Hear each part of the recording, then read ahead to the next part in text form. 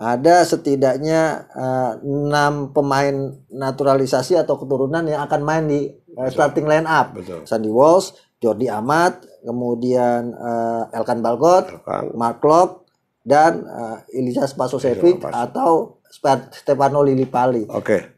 Ini ada Asnawi. Ya. Posisi sampai hari ini dia adalah kapten. Ya. Oke. Tidak mungkin dia sebagai pemain cadangan dengan posisi sebagai bek kanan. Ya. Sementara tadi di pemain naturalisasi di posisi itu ada Sandy Walsh.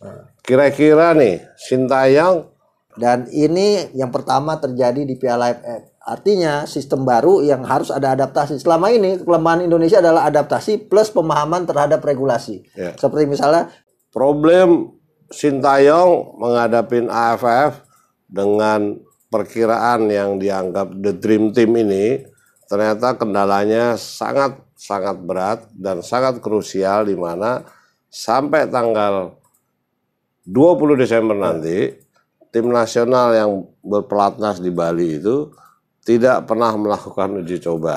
Sehingga formasi yang diinginkan itu bisa jadi akan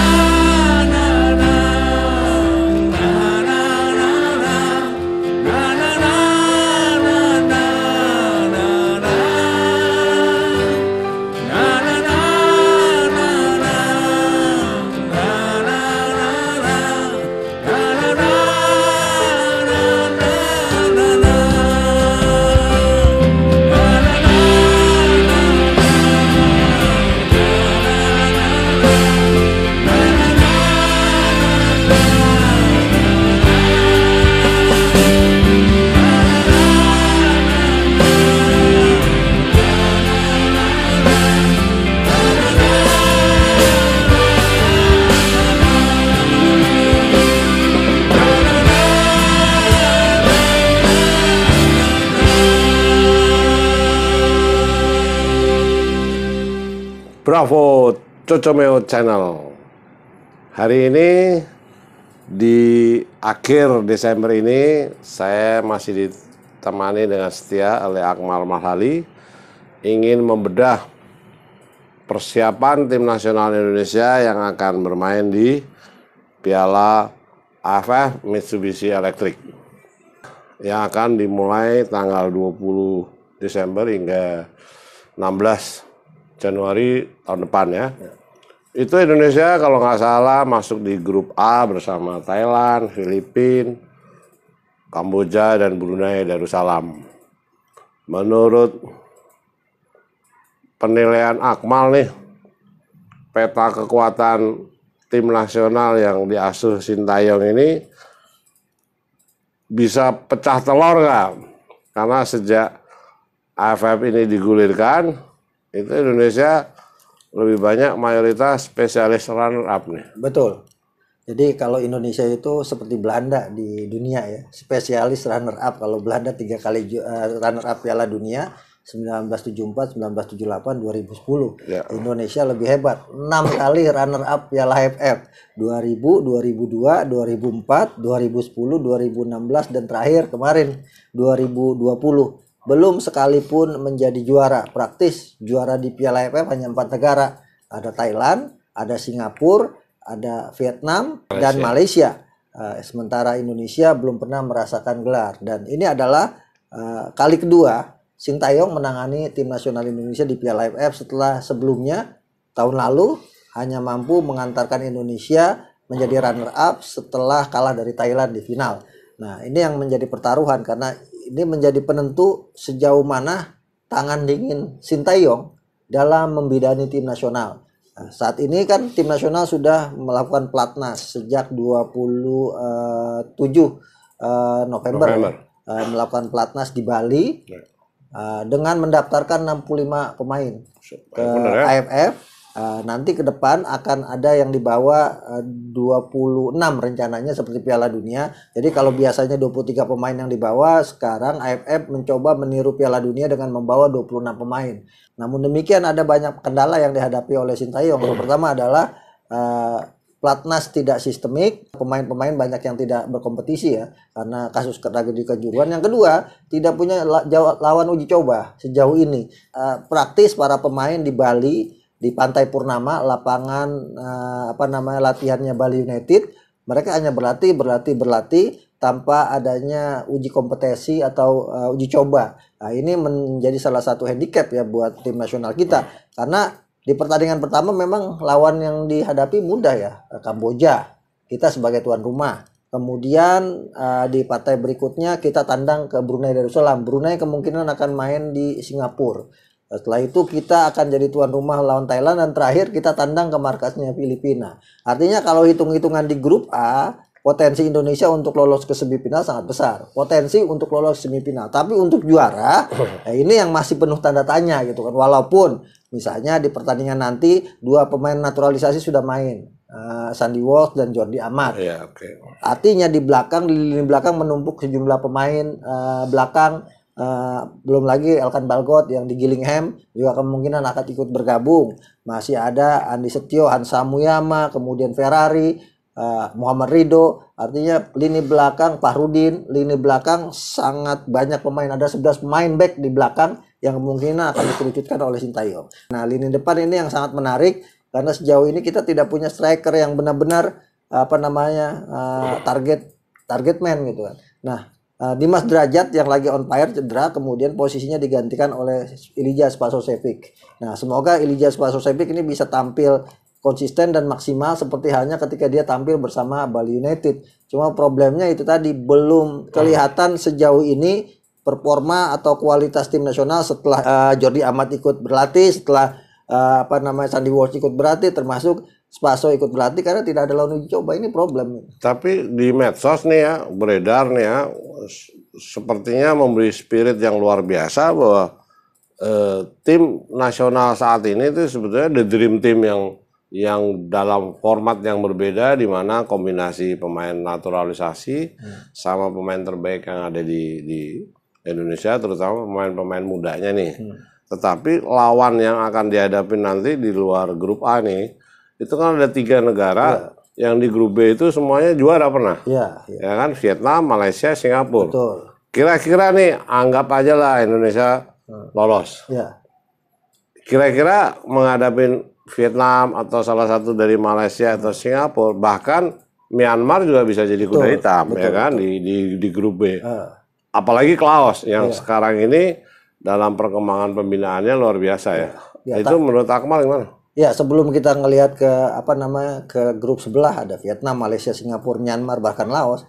Di grup A saja misalnya, Indonesia di laga pertama harus hati-hati melawan Kamboja. Kamboja sekarang kan beda dengan Kamboja sebelumnya. Ditangani atau didirektori atau CEO-nya adalah mantan marketingnya FIFA, mantan marketingnya Barcelona, mantan marketingnya AFC, dan mantan marketingnya Japan Football Association.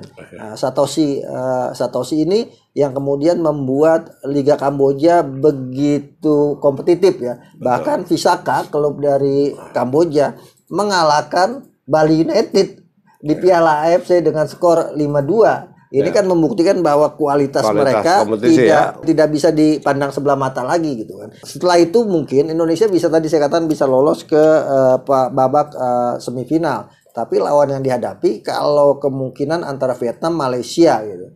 Nah, ini yang akan menjadi menjadi pertaruhan tentunya.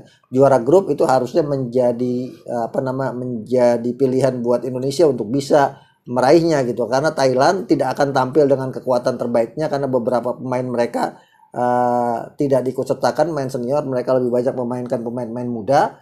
Nah, Filipina ini akan menjadi handicap juga selain Kamboja. Filipina pastinya punya ambisi yang besar untuk bisa bikin kejutan di grup A ini. Kalau bicara unggulan kan sejauh ini unggulan pertama Thailand, unggulan keduanya apa namanya di pot kedua itu Filipina dengan Malaysia, Thailand dengan Vietnam pot 1, Filipina Malaysia pot 2, Indonesia sama Singapura ada di pot 3 gitu kan. Artinya kualitas atau namanya penilaian sepak bola Indonesia itu ada di bawah Thailand dan Vietnam, ada di bawah Filipina dan Kalau Malaysia. di Asia Tenggara kasta ketiga lah ya. Kasta ketiga. Oke.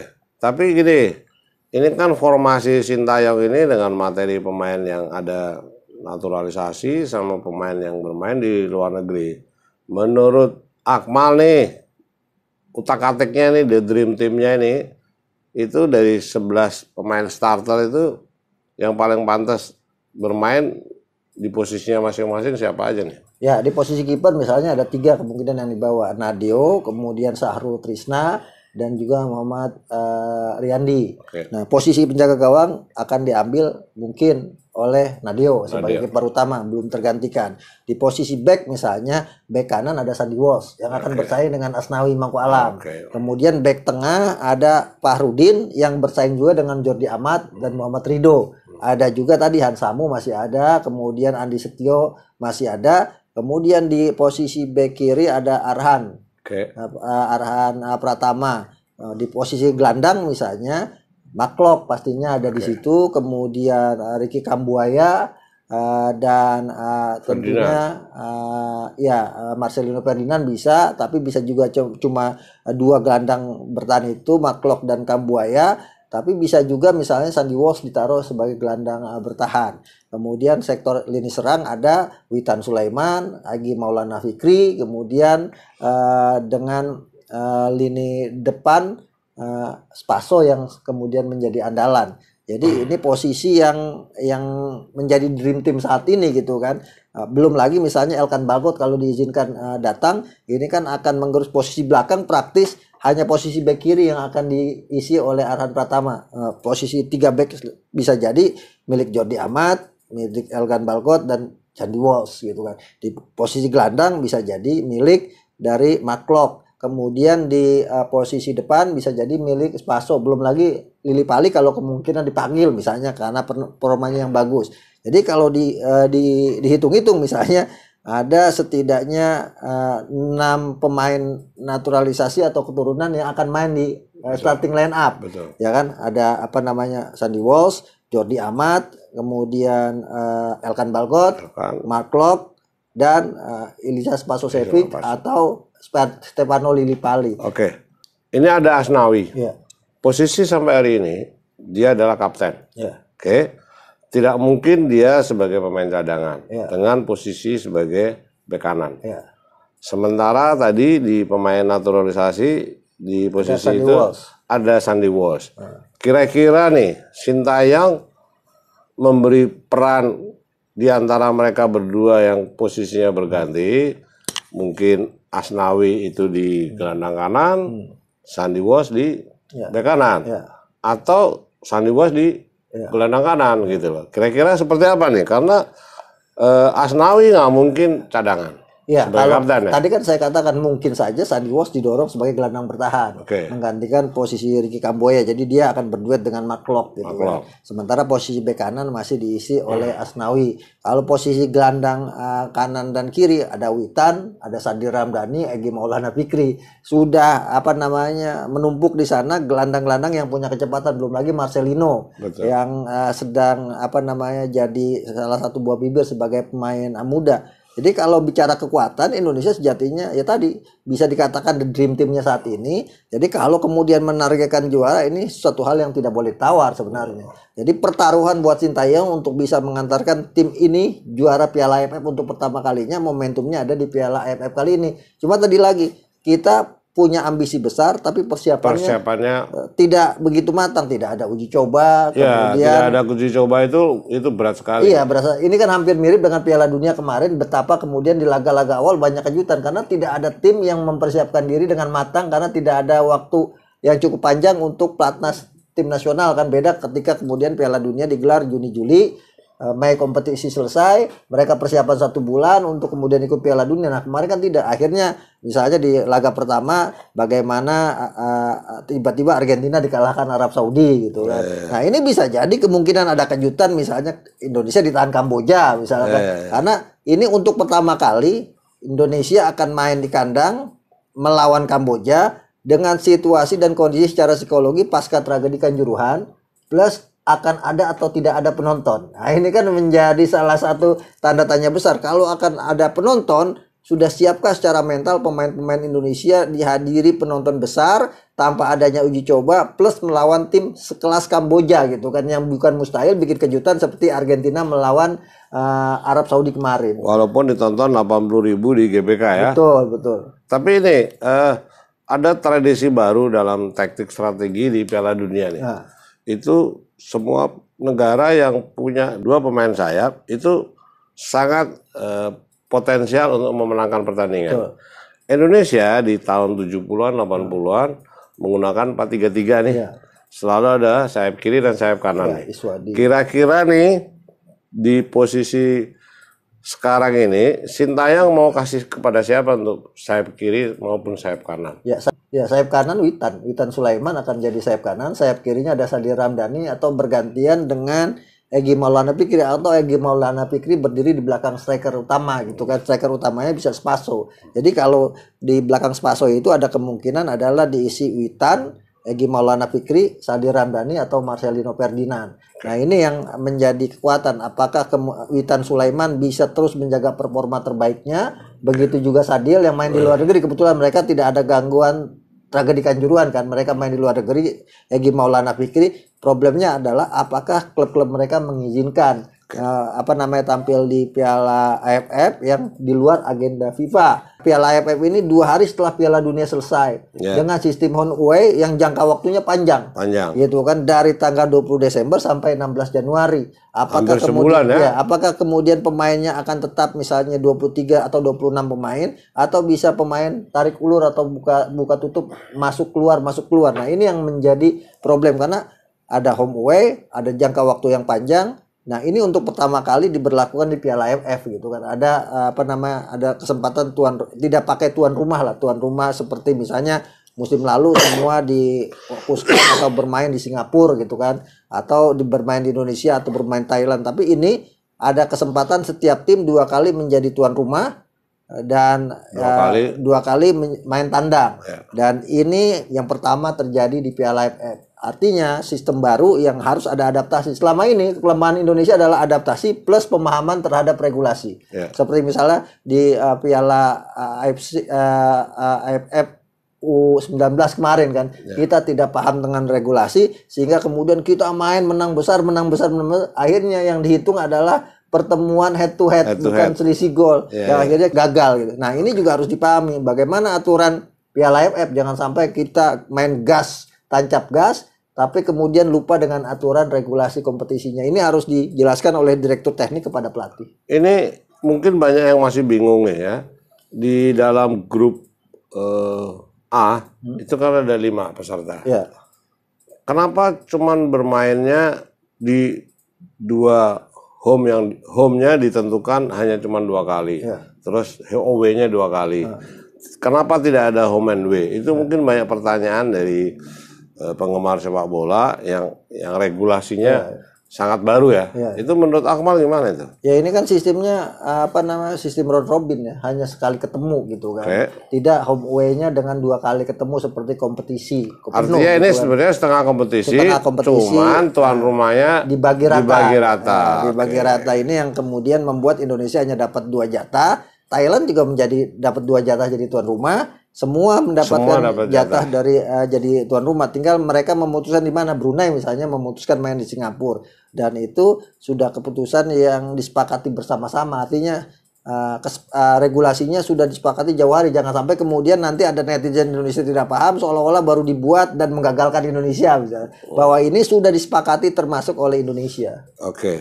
Problem Sintayong menghadapi AFF dengan perkiraan yang dianggap the dream team ini, ternyata kendalanya sangat berat dan sangat krusial, di mana sampai tanggal 20 Desember nanti tim nasional yang berpelatnas di Bali itu tidak pernah melakukan uji coba. Sehingga formasi yang diinginkan itu bisa jadi akan dianalisis setelah pertandingan resminya. Ini yang menurut Cocome Channel ngeri-ngeri sedap nih gitu buat Sintayong. Mampukah Sintayong mengelola taktik strategi dalam waktu pendek tanpa uji coba dan akan berpengaruh di setiap pertandingan yang akan dilakukan oleh Sintayong dan tim nasional. Oleh sebab itu, mari kita berharap-harap cemas dan mudah-mudahan bisa dilalui oleh Sintayong. Adios, Cocome Channel.